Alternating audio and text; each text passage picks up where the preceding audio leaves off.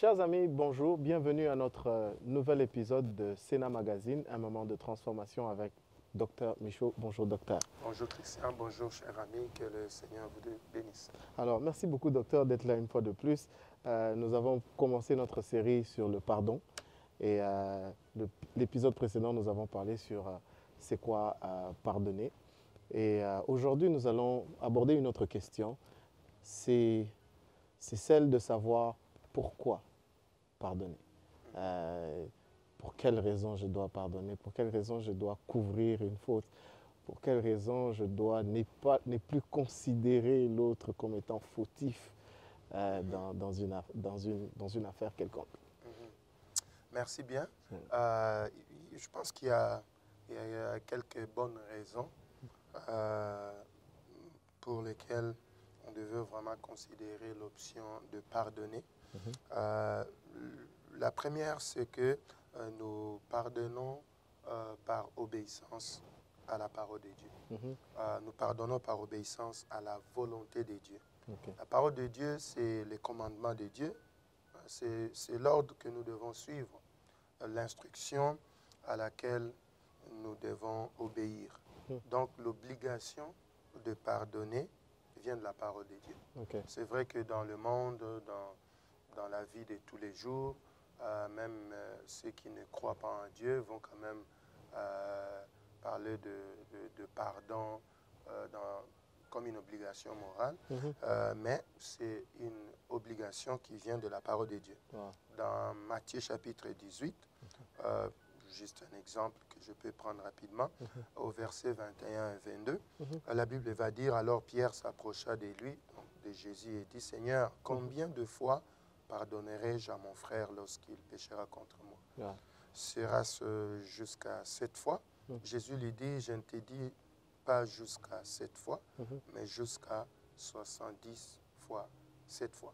Donc, c'est une obligation de la parole de Dieu. On voit ici Jésus en train de dire à Pierre, il faut que tu le fasses. Ouais. Et tu ne le fais pas seulement une fois, tu le fais autant de fois. Okay. Donc ça, c'est une première raison que je peux donner pour laquelle on doit pardonner. La deuxième raison pour laquelle on doit pardonner, c'est à cause de nos propres imperfections. Okay.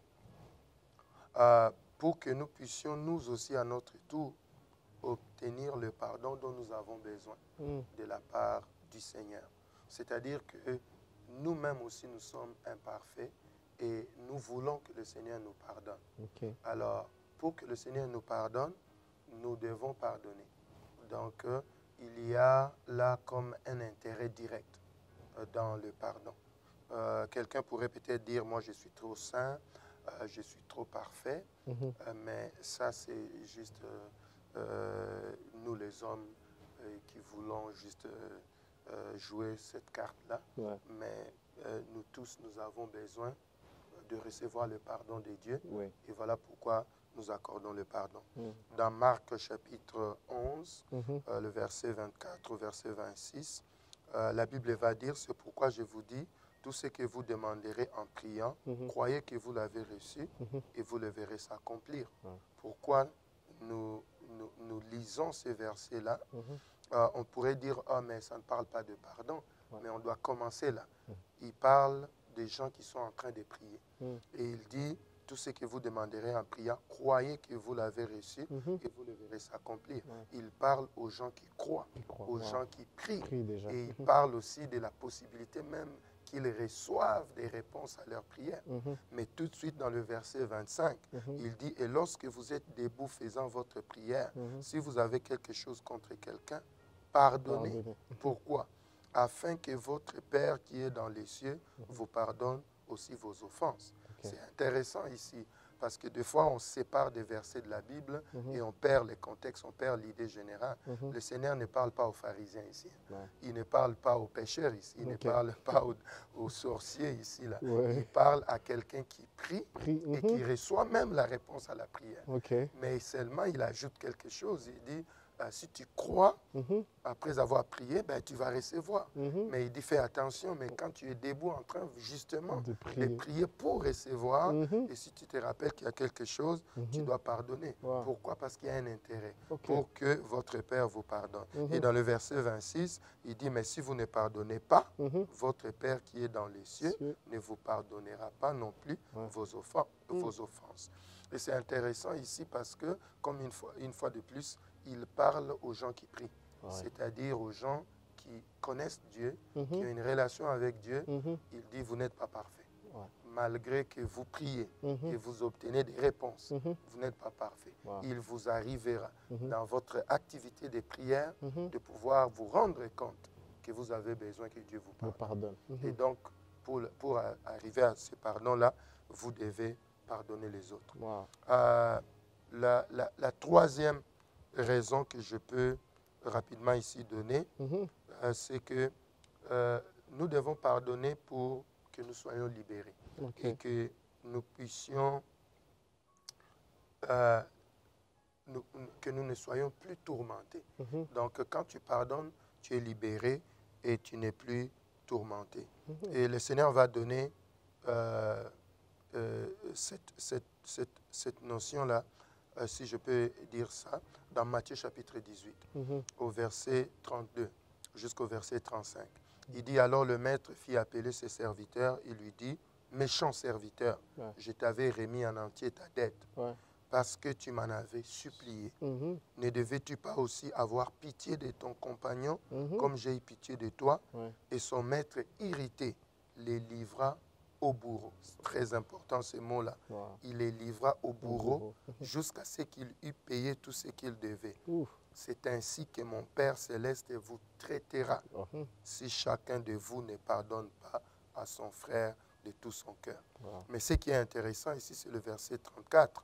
La Bible dit, ces serviteurs-là qui avaient une grosse dette et le maître lui a remis sa dette. Et puis, il y avait son ami qui avait une petite dette comme ça. Et quand il est sorti de là, il est allé là-bas, tu dois me payer. L'autre a dit, ah, je n'en ai pas. Il a dit, non, tu dois payer, tu dois payer, tu dois payer. Alors que lui qui avait une grosse dette, il est parti voir le maître et puis il a supplié le maître. Le maître a dit, oh non, si tu ne peux pas payer, c'est bon. Et puis, en termes d'aujourd'hui, certaines personnes estiment ça comme en termes peut-être 5 millions ou 6 millions avec peut-être 30 $ ou 20 $. Ça, tu vois un peu. Lui, il est parti avec 6 millions. On lui a dit non, c'est bon. C'est bon. Et puis l'autre qui lui devait 20 $, il dit oh non, tu dois payer, tu dois payer. Et le maître l'a récupéré et l'a livré au bourreau. C'est-à-dire quoi? Les mots bourreau ici envoient l'idée de tourmenter parce que les bourreaux, c'était des gens qui devaient les tourmenter, les frapper, les tourmenter jusqu'à ce qu'ils les payent. Donc, les bourreaux, c'est aussi l'image des démons. Quand tu ne pardonnes pas, tu restes attaché et tu es tourmenté par le fait que tu n'as pas pardonné. Et c'est quand tu pardonnes que tu te sens un peu libéré et dégagé. Donc, ça aussi, c'est l'autre raison qui devait nous pousser à pardonner. Alors, docteur, nous comprenons que pardonner ici devient intéressant parce que vous le dites très très bien que c'est par obéissance à la parole de Dieu, c'est vraiment un commandement de Dieu, mais aussi parce que nous-mêmes, nous ne sommes pas parfaits. Nous voulons avoir un pardon venant de Dieu et nous devons alors, dans ce cas, pardonner les autres avant de recevoir le pardon qui nous vient de Dieu.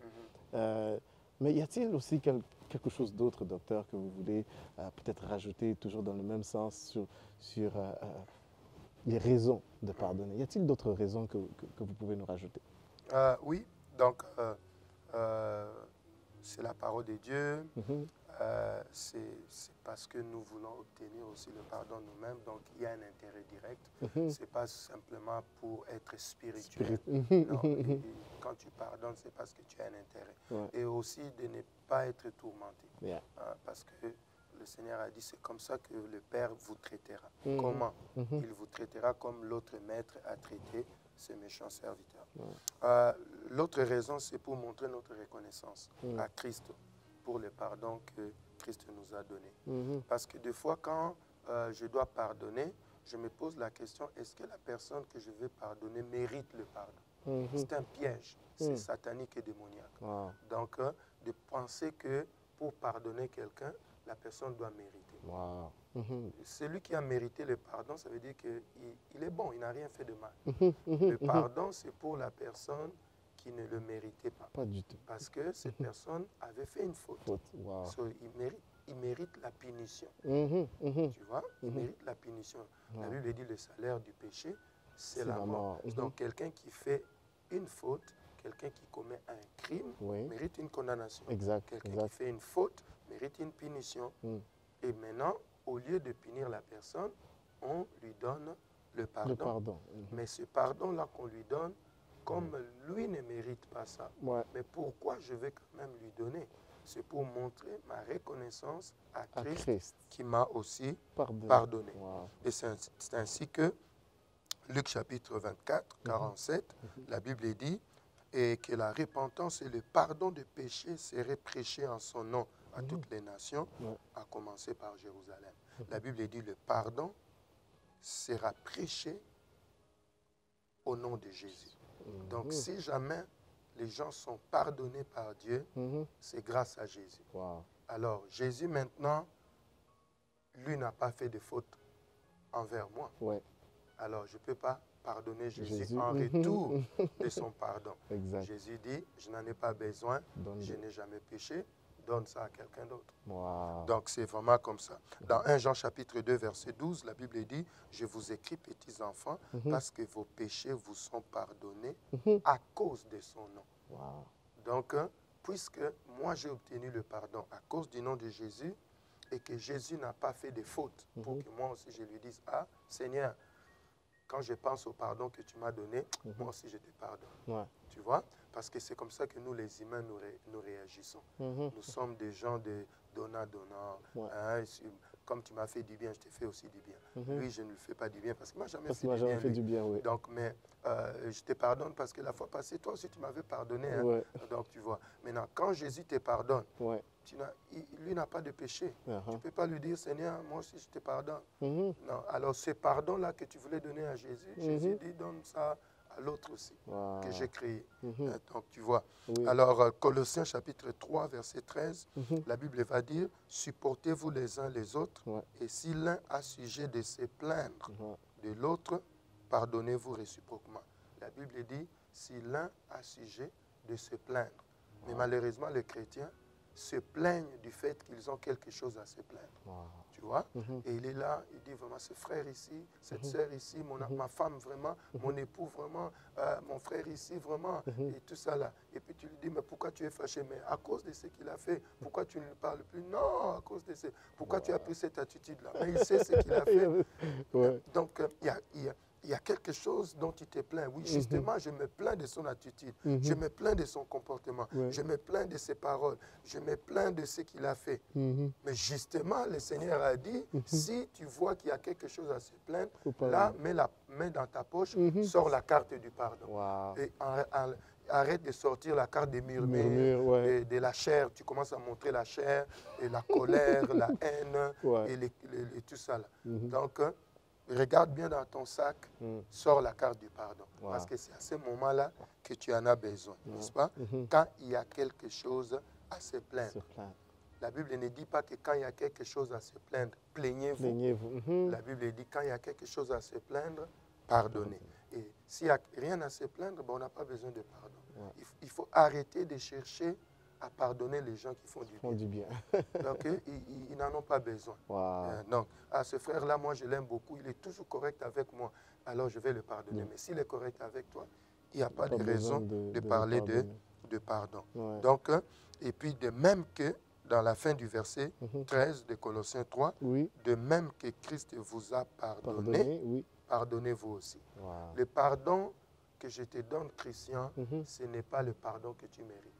C'est le pardon que Christ m'a accordé. Et pour lui retourner ma reconnaissance, je retourne ce pardon à toi et non pas à lui, parce qu'il n'en a pas besoin. Il n'a jamais fauté.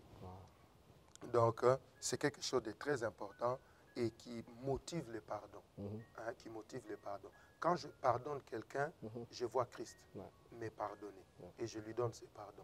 Parce que si je ne fais pas ça, je vois l'humiliation. Mhm. Je vois la colère. Ouais.